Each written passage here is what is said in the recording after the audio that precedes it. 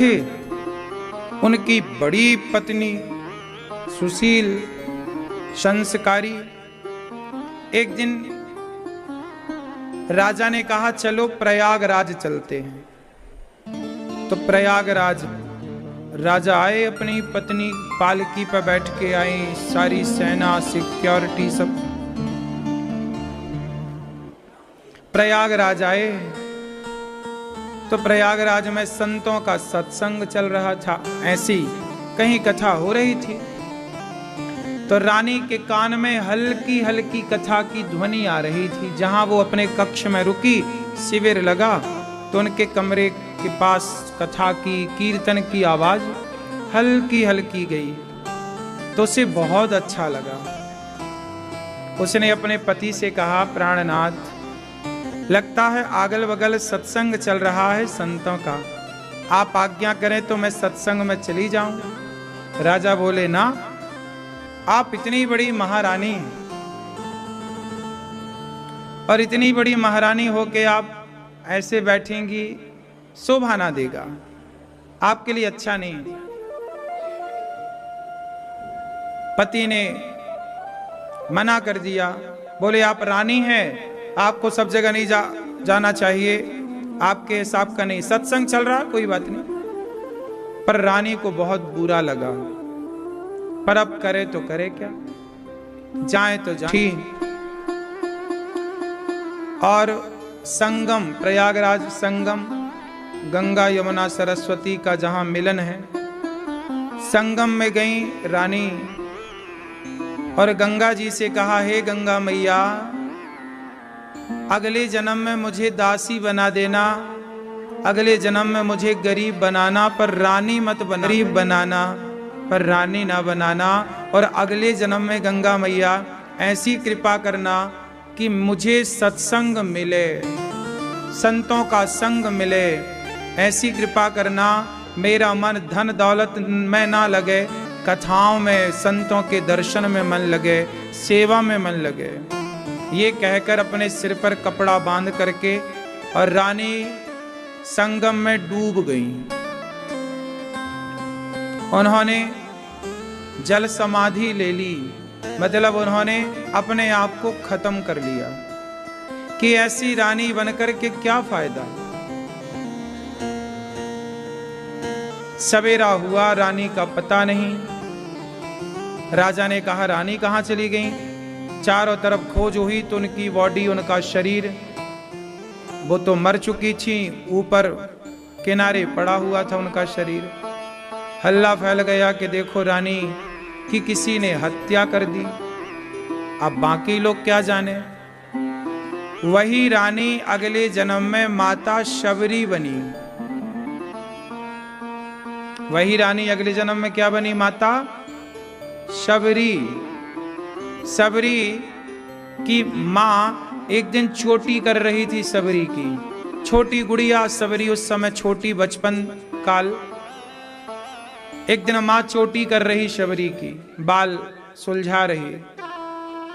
तभी सबरी के पिता ने बहुत सारे जंगल के जानवरों को इकट्ठा किया। सबरी बोली, माँ, आज पिताजी इतने सारे जानवरों को क्यों इकट्ठा कर रहे हैं? माँ ने कहा, बेटा, तेरा विवाह होने वाला है, तेरे विवाह में बाराती आएंगे, उन बारातियों को इन सारे पशुओं को मार करके उनका मांस परोसा जाएगा। तेरे विवाह की तैयारी चल रही है। माता शबरी ने कहा, माँ, क्या मेरे विवाह में इतने सारे पशुओं की बलि चढ़ाई जाएगी? क्या करें बेटा, चढ़ानी ही है। बारातियों ने डिमांड भेजी है कि हमें हिरणतंग, मतंग ऋषि के आश्रम में वह बेटी की तरह रह करके और संतों के यहाँ झाड़ू पोंछा करती और संतों का प्रसाद पाती, सत्संग करती, और ऐसी जवानी, ऐसे ही उसका बुढ़ापा बीता। और सत्संग और सेवा, सत्संग और सेवा, सत्संग और सेवा, केवल 2 काम किया माता शबरी ने। इन 2 कामों का इतना बल बढ़ा कि राम स्वयं शबरी का घर के पता पूछते पूछते आ गए कि क्या मेरी शबरी माता यहीं रहती है? ये है भजन का प्रभाव, ये है सेवा का प्रभाव, यह है सत्संग का प्रभाव। कहते हैं कि किया गया पुण्य खाली नहीं जाता। भगवान हमारी भक्ति आज से नहीं देख रहे, पिछले जन्म में भी आप लोगों का कोई संस्कार रहा होगा भक्ति का, तब इस जन्म में मन भगवान में कुछ लगा, नहीं तो इस जन्म में मन लग जाए हम इस योग्य कहाँ हैं। तो ये पिछले जन्म का संस्कार है। इसलिए कहता हूं सत्संग और सेवा, ये दो चीज जब मिल जाएं तो समझ लो कि भगवान की कृपा हो गई। कृपा का अर्थ हमने एक दिन समझाया था, यही है कृपा। भगवान में मन लग जाना, शरीर से अच्छे काम हो रहे हैं, यही कृपा है। प्रिय भक्तों, इस कथा की गंगा में हमारी मैया श्रीमती नूतन शर्मा जी, स्वर्गीय कृष्ण विनोद शर्मा जी की स्मृति में हमारी मैया नूतन शर्मा जी ये कथा करा रही हैं और प्रेम से कथा मैया सुन रही हैं और मैया के द्वारा आप सब लोग कथा की गंगा में डुबकी लगा रहे हैं। तो भगवान की कृपा मैया पर बनी रहे, मैया सुखी रहें। दरभंगा से, मिथिलांचल से मैया आई हैं और मैया के साथ आप सभी कथा सुन रहे हैं। भगवान की कृपा जब होती है तो सत्संग बार बार मिलता है। कल हम लोगों ने कथा में सुना कि भगवान अपनी माता कपिल देव जी को उपदेश करते हैं और माता सिद्धा नाम की नदी बन करके बह जाती हैं। मनु जी महाराज की दूसरी बेटी है, तीसरी बेटी है आकुति देवहूति प्रसूति में। प्रसूति नाम की कन्या का विवाह, माता का विवाह दक्ष से हुआ। दक्ष की छोटी बेटी का नाम सती, और भगवान शंकर से इनका बढ़िया विवाह संपन्न हुआ। भगवान शंकर कौन है? भगवान शंकर भगवान के बहुत बड़े भक्त हैं। जिस वसंतम हृदयारविंदे भवम भवानी सहितम नमामि। शंकर जी के हृदय में बैठते हैं राम।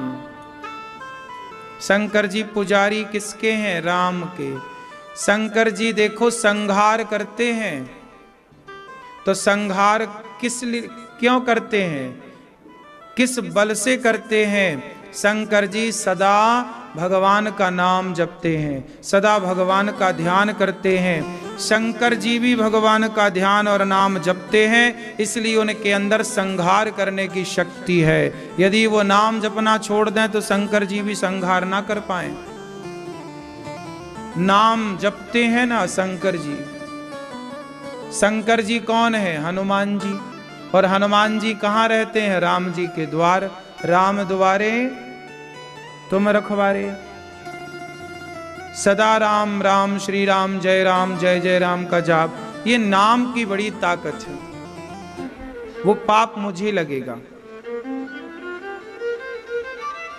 ये बात शास्त्रों में लिखित है, देखो ना। जब भगवान नारायण के दो द्वारपाल थे, जय और विजय, जब जय विजय द्वार पर खड़े थे और वहां सनकादि आए, सनकादि सनक सनंदन सनातन सनत कुमार आए, तो जब सनकादि आए तो द्वारपालों ने रोक दिया। हमारे भगवान आराम कर रहे हैं, रुको। सनकादियों ने कहा कि भगवान ने तो कह रखा है कि हम कभी भी आ सकते हैं, हमारे लिए तो भगवान के दरवाजे खुले हैं, तो आप आने दो। द्वारपालों ने कहा नहीं, हम द्वारपाल हैं, चुप खड़े रहो यार। जब जय विजय ने रोका संतों को, ये 4 बार जाऊंगा और अपने पाप का प्रायश्चित करूंगा, तब 3 बार वो अवतार लेके आए। एक बार वो बने हिरण्याक्ष हिरण्यकश्यपु, एक बार वो बने रावण कुंभकर्ण, और एक बार बने शिशुपाल और दंतवक्र। और इन तीनों के लिए भगवान को 4 बार अवतार लेना पड़ा। एक बार भगवान ने हिरण्याक्ष को मारने के लिए वाराह अवतार लिया, हिरण्यकश्यपु को मारने के लिए नरसिंह अवतार लिया, रावण कुंभकर्ण को मारने के लिए राम का अवतार लिया और शिशुपाल दंतवक्र को मारने के लिए कृष्ण अवतार लिया। ये राम और कृष्ण और नरसिंह का जो अवतार है, ये अपने द्वारपालों के, अपने सेवकों के द्वारा किए गए अपराध का प्रायश्चित करने के लिए भगवान ने ये अवतार लिए हैं।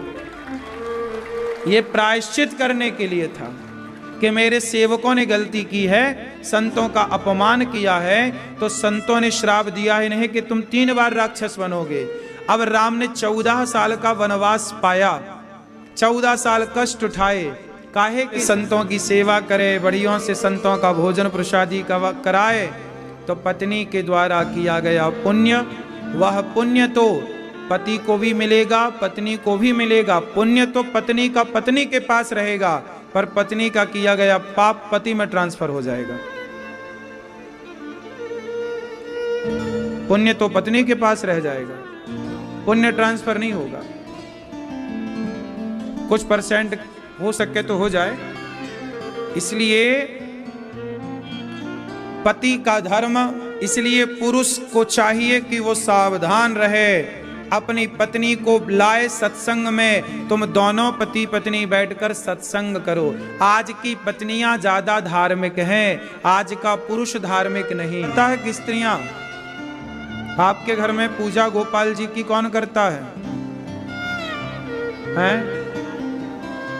जो भी भगवान जी हैं, कौन करता है पूजा? ये करते हैं। चलो, ये उस 1% में सम्मिलित है। क्यों? आपके यहां पूजा कौन करता है भगवान जी की? पुरुष के स्त्री? हैं? कौन करता है? अधिकांश स्त्रियां ही पूजा करती हैं। भगवान को नहलाना, भगवान को कपड़े पहनाना, भगवान की सेवा स्त्रियां ही करती हैं। पुरुष कभी कभी कर दे तो कर दे, वरना कंटिन्यू तो स्त्रियां ही करती हैं। तो स्त्रियां बड़ी धार्मिक हैं आज भी। तो स्त्रियों के बल के कारण, स्त्रियों के तप के कारण आज पुरुष सुरक्षित है, सुखी है। इसलिए पुरुष को चाहिए कि वो सावधानी से चित्त को भगवान में लगाए और अपने गृहस्थ में रहकर, अपनी पत्नी में मन लगाकर, अपने मन को सब जगह से हटाकर और केवल एक परमात्मा से जोड़ दे। इसी से उसका उद्धार होगा। आज हमारा को भेज दो वृद्धाश्रम, और पत्नी के कहने से यदि पति ने माँ को वृद्धाश्रम भेज दिया, तो बताओ वो पाप जो माँ को वृद्धाश्रम भेजने का पाप है, वो बेटे को लगेगा कि बहू को लगेगा? बोलो, किसको लगेगा? हाँ, भले तुम्हारी पत्नी धक्के मार के तुम्हारी मां को निकाले, भले तुम एक शब्द ना बोलो, पर उस पाप के भागीदार तुम ही हो, तुम्हारी पत्नी नहीं है।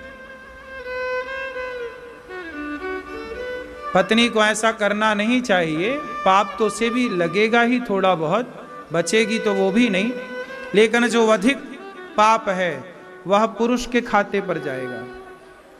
कि तुम्हारी मां के साथ तुम्हारी पत्नी जब अत्याचार करती रही तो तुम कहां थे?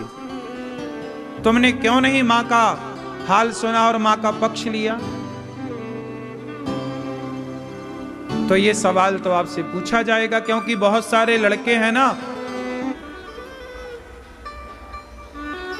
अब बहुत सारे लोग हम पत्नी के बिना नहीं रहते, पर मां को छोड़ देते हैं वृद्धाश्रम।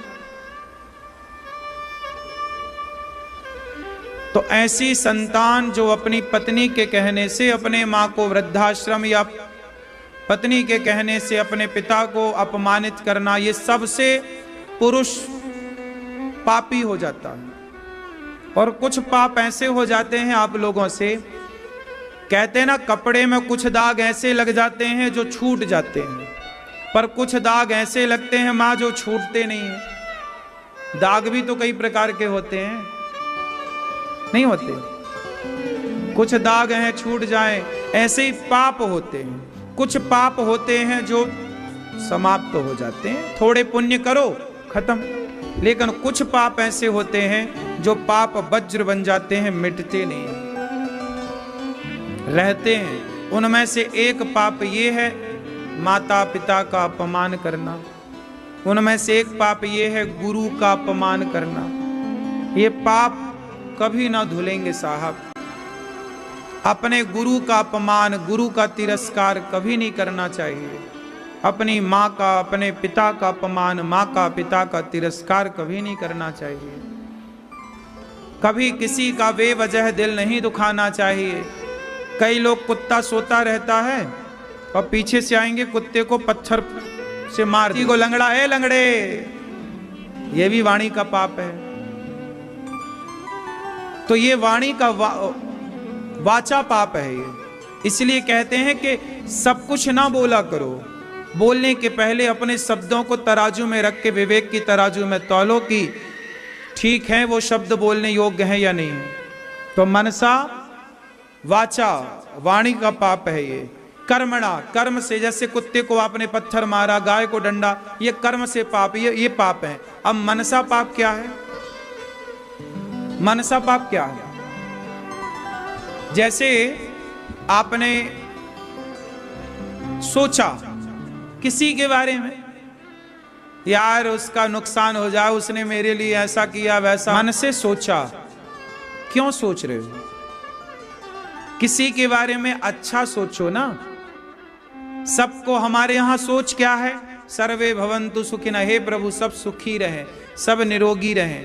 हम सबका भला सोचें, क्यों बुरा सोचें? हमारा दुश्मन का भी बुरा भगवान ना करे। हमारे गांव में तो कहावत कहते हैं ना कि दुश्मन की बेटी का भी भगवान सिंदूर ना उजाड़े।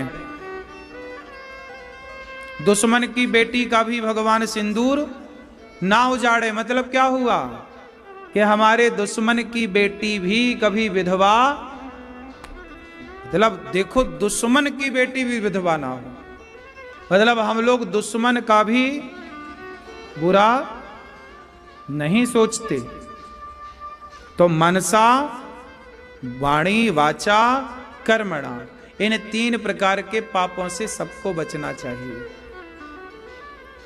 जो इन पापों से बच गया उसका हृदय भावों से भर जाएगा, और जिसका हृदय भाव से भर जाएगा, प्रेम से भर जाएगा, उसी के मन में मंदिर तैयार होगा राम का, भगवान कृष्ण का। प्रभु उसी के मन मंदिर में आकर बैठेंगे। जब भीतर कोई गंदगी होगी ही नहीं विचारों की, तो फिर भगवान तो वहीं होंगे ना जहां स्वच्छता है, निर्मलता है। निर्मल मन जन सो मोहि पावा, मोहि कपट छल छिद्र न भावा। जहां मैया विचारों की गंदगी होगी वहां क्या करेंगे भगवान? भगवान का काम ही नहीं है। कुत्ता भी बैठता है तो पूंछ से साफ करके बैठता है। साफ सफाई कुत्ते को भी पसंद है। तो जहां जिस दिल में भगवान को बिठाओगे वो दिल कितना पवित्र होना चाहिए। मीराबाई का दिल कितना पवित्र था। मीराबाई के ससुर ने कहा कि ये चरणामृत पी लो, जबकि उसे पता चल गया मीराबाई को कि ये जहर है। जहर था, लेकिन क्या कहा ससुर ने, राणा ने, ये अमृत है, चरणामृत है, पियो। चरणा भगवान शालिग्राम जी का चरणोदक है, भगवान का प्रसाद है, ये मानकर मीरा ने पी लिया। लोगों ने बताया कि मत पी मीरा, वो जहर है। कोई बात नहीं, भले वो जहर है, पर कहा तो गया कि वो प्रसाद है, तो मैं प्रसाद है ये मानकर पीती हूँ। आगे प्रभु जाने और उनका काम जाने। वो जहर बनाए तो जहर बने, और वो अमृत बनाए तो जहर को भगवान अमृत बना दें, और अमृत को भगवान जहर बना दें। भगवान क्या नहीं कर सकते। पी लिया मीरा ने, लेकिन वो जहर भी मार ना पाया। यही है भाव। यदि आपके भीतर प्रेम है, आपके भीतर भगवान के प्रति श्रद्धा है, तो कोई भी व्यक्ति आपके बारे में क्या सोचता है सोचने दीजिए। आप क्या सोच रहे हैं आप अपने को देखिए।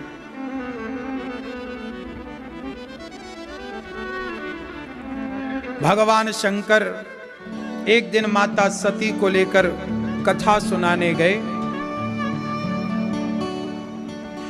माता सती जब कथा सुनकर वापस आई तो राम लीला कर रहे थे, सीता को खोज रहे हैं। रावण चुरा कर ले गया सीता माँ को। राम जी पागलों की तरह, हे सीता कहाँ हो, हे सीता कहाँ हो।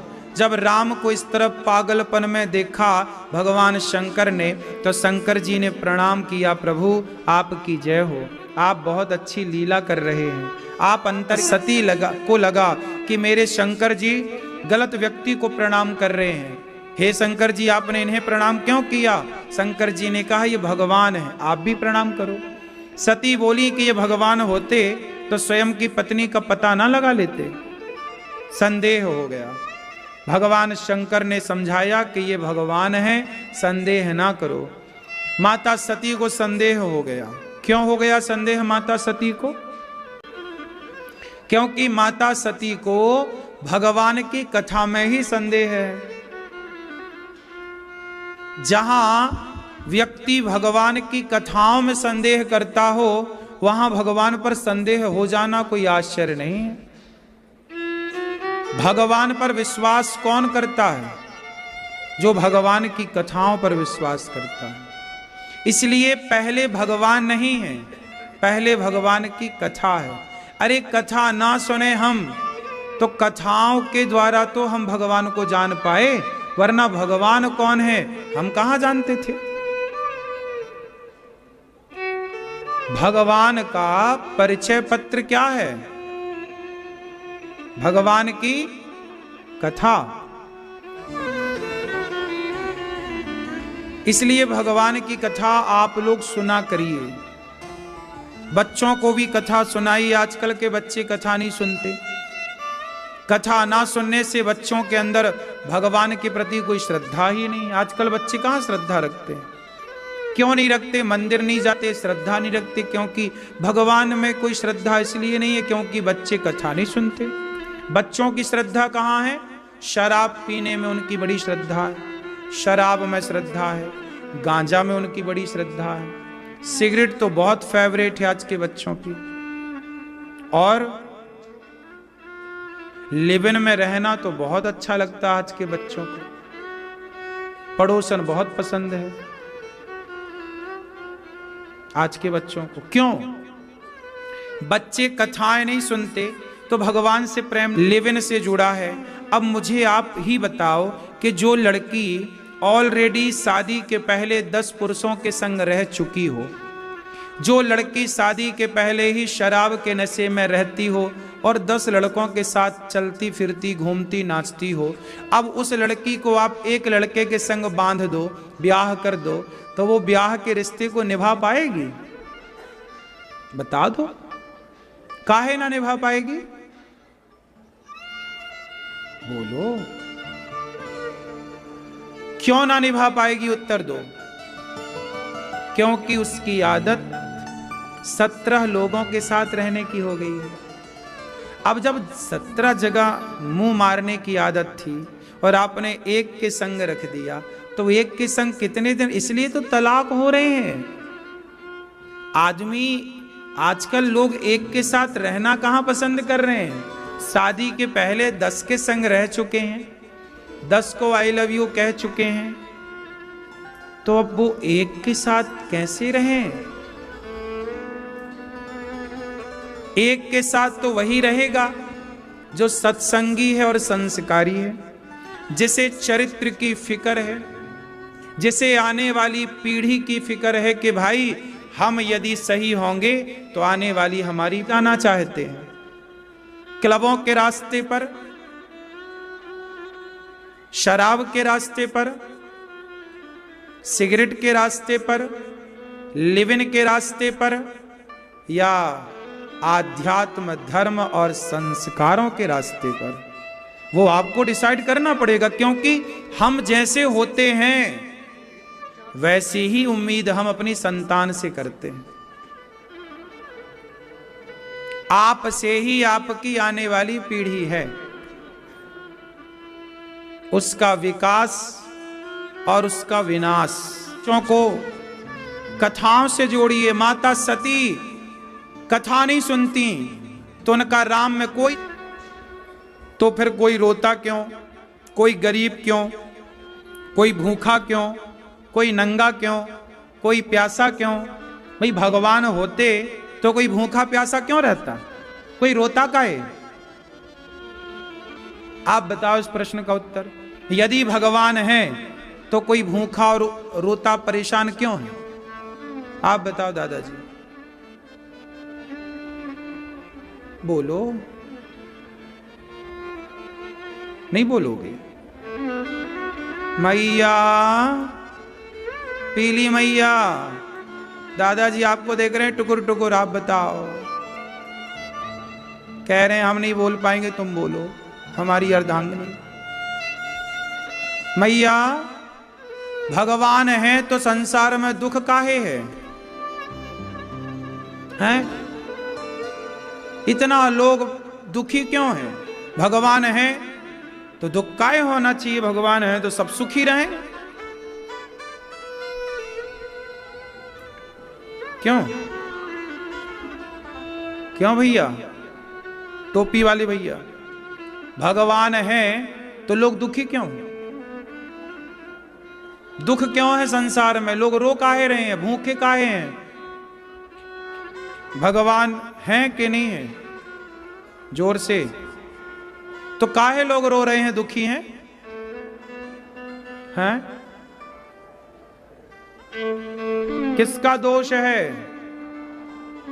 पैसा वाली मैया, ओ मैया, 20 का नोट लिए मैया क्या कर रही हो? बैठो, प्यास लगी है तो पैसा खाओगी? अच्छा, अब जैसे एक आदमी, अब देखो इस प्रश्न का उत्तर क्या है, इस प्रश्न का उत्तर क्या है? जरा तर्क से प्रश्न उठा था तो तर्क से ही उत्तर उठेगा। अब सुनो तर्क। एक आदमी नाई की दुकान गया, उसकी दाढ़ी बड़ी बड़ी थी। उसने दुकान में जाकर बोला, भैया नाई तो होता ही नहीं है, नाई होता तो मेरी दाढ़ी इतनी बड़ी काहे होती? नाई बोला, भाई मैं तो हूं, तू मेरे पास आएगा तब ना मैं तेरी दाढ़ी वाड़ी बनाऊंगा और सेविंग करूंगा, ठीक करूंगा। तू आएगा ही नहीं तो मेरी क्या गलती? उसी तरह नाई तो होता है पर वहां जाना पड़ेगा ना आपको, तब ना वो बाल सेट करेगा। उसी तरह भगवान तो होते हैं पर भगवान के द्वार पर जाना पड़ेगा। सुदामा को जाना पड़ा। जब जाओगे तब भगवान तुम्हारी सुनेंगे।